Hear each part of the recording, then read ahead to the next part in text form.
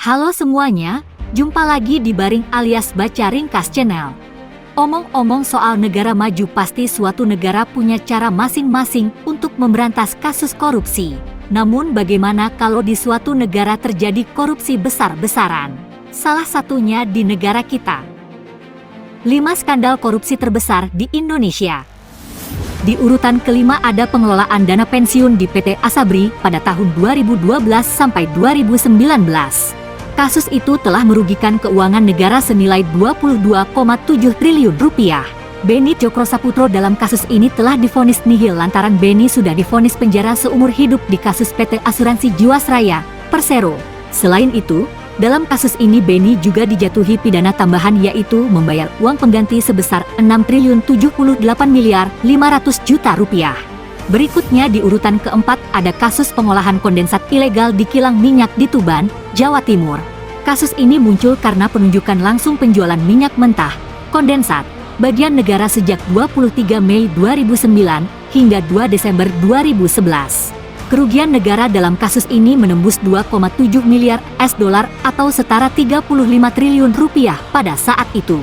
Kasus ini melibatkan PT Trans-Pacific Petrochemical Indotama, TPP, dan menyeret mantan Presiden Direktur PT TPPI, Honggo Wendratno, mantan Kepala BP Migas, Raden Priyono, dan mantan Deputi Finansial Ekonomi dan Pemasaran BP Migas, Joko Harsono. Oleh Pengadilan Negeri Jakarta Pusat, Honggo Wendratno divonis 16 tahun penjara. Namun, hingga kini dia masih buron. Lanjut di posisi ketiga kasus penyerobotan lahan negara untuk kelapa sawit. Merujuk pada laporan Komisi Pemberantasan Korupsi, KPK, dan Badan Pengawasan Keuangan dan Pembangunan, BPKP, kasus penyerobotan lahan negara untuk kelapa sawit menimbulkan kerugian keuangan negara senilai 4,9 triliun rupiah dan kerugian perekonomian negara sebanyak 99,2 triliun rupiah atau total 104,1 triliun rupiah. Kasus ini melibatkan grup Duta Palma yang tanpa izin menggarap lahan negara pada 2003 hingga 2022. Luas lahan negara untuk perkebunan kelapa sawit seluas 37.095 hektar di Kabupaten Indragiri Hulu, Riau. Pengadilan Negeri Jakarta Pusat telah mengeluarkan vonis terhadap pelaku yang terlibat, termasuk Surya Darmadi, pemilik grup Duta Palma. Dia divonis pidana penjara selama 15 tahun dan denda sebesar 1 miliar rupiah. Pelaku lainnya adalah Raja Tamsir Rahman, mantan Bupati Indragiri Hulu yang dihukum 9 tahun penjara. Selanjutnya di posisi kedua teratas yaitu kasus BLBI.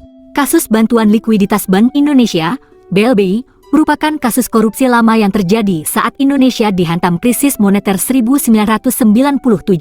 Pada tahun tersebut, puluhan bank tumbang karena lonjakan utang dan kurs yang ambruk. Keterangan resmi Kementerian Keuangan menyebut BLBI merugikan negara 138,442 triliun rupiah dari 144,536 triliun rupiah BLBI yang disalurkan berdasarkan hasil audit Badan Pemeriksa Keuangan, BPK, 2000. Satgas BLBI sudah bekerja pada 2021 hingga masa tugas pada 31 Desember 2023. Dan lanjut di posisi paling atas adalah kasus yang masih baru saja terjadi. Sampai saat ini Kejaksaan Agung Indonesia telah menetapkan 22 tersangka, termasuk eks-pejabat Kementerian Energi dan Sumber Daya Mineral, dalam kasus dugaan tindak pidana korupsi dalam tata niaga komoditas timah yang menyebabkan total kerugian negara 300 triliun rupiah.